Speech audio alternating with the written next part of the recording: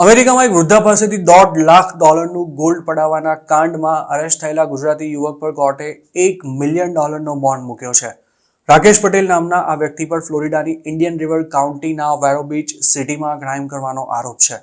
રાકેશના arrest record અનુસાર તેને 10 જાન્યુઆરીના રોજ અરેસ્ટ કરાયો હતો અને તેની ધરપકડ પણ Indian river county sheriff office દ્વારા વેરો બીચમાંથી જ કરવામાં આવી હતી.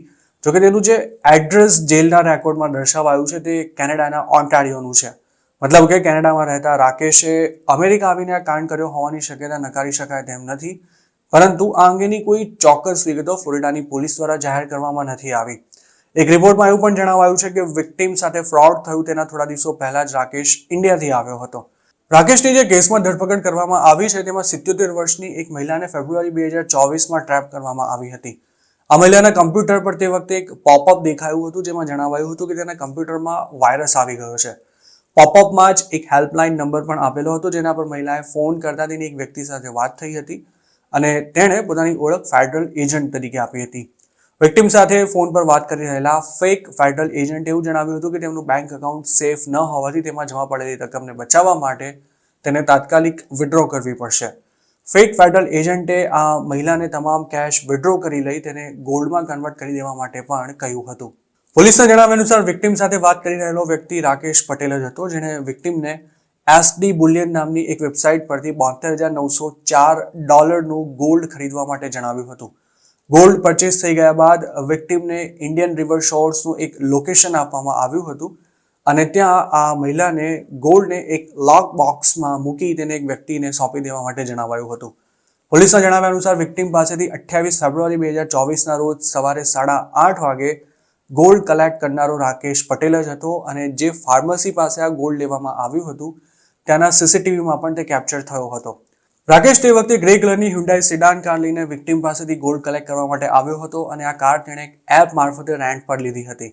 વધુ તપાસ દરમિયાન એવું પણ જાણવા મળ્યું હતું કે ક્રાઇમ થઈ રહ્યો હતો ત્યારે પણ રાકેશ પટેલ ઇન્ડિયન રિવર કાઉન્ટીમાં જ હાજર હતો અને પોલીસને તેના ટેકનિકલ પુરાવા પણ મળ્યા હતા. પોલીસ દ્વારા કોર્ટમાં રજૂ કરવામાં આવેલી એફિડેવિટ અનુસાર રાકેશ પટેલ અને અન્ય એક ઠગે વિક્ટિમ પાસેથી કુલ 2 વાર $1,56,256 ગોલ્ડ પડાવ્યું હતું. આ કેસમાં 15 ફેબ્રુઆરી 2024ના રોજ વિક્ટિમ પાસેથી ગોલ્ડ કલેક્ટ કરનારા સ્કેમરને પણ પોલીસે ઝડપી લીધો છે અને તે પણ એક ગુજરાતી જ છે.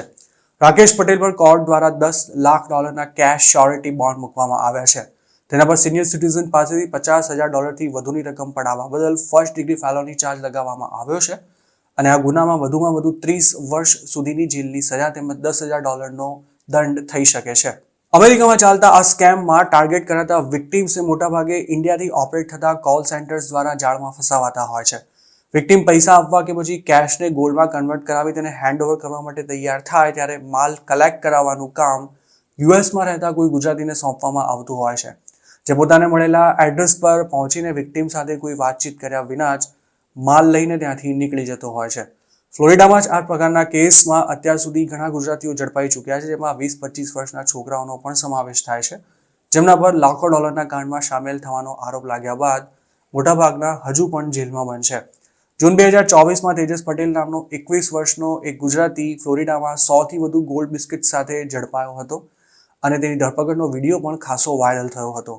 આ સ્કેમમાં સામેલ અમુક ગુજરાતીઓને કોર્ટ દ્વારા સજા પણ કરાઈ છે અને ઘણા ગુજરાતીઓ યુએસથી ડિપોર્ટ પણ થયા છે. જોકે ઇન્ડિયામાં બેઠા બેઠા આ કાંડને અંજામ આપતા ભેજાબાજોનો વાળ પણ ક્યારેય વાંકો નથી થતો. હવે તો ઇલીગલ ગુજરાતીઓ ઉપરાંત સ્ટુડન્ટ વિઝા પર યુએસ ગયેલા તેમજ સિટીઝનશિપ અથવા ગ્રીન કાર્ડ ધરાવતા લોકો પણ વગર મહેનત ડોલર કમાવા માટે આ સ્કેમમાં સામેલ થઈ પોતાની જિંદગી બરબાદ કરી રહ્યા છે.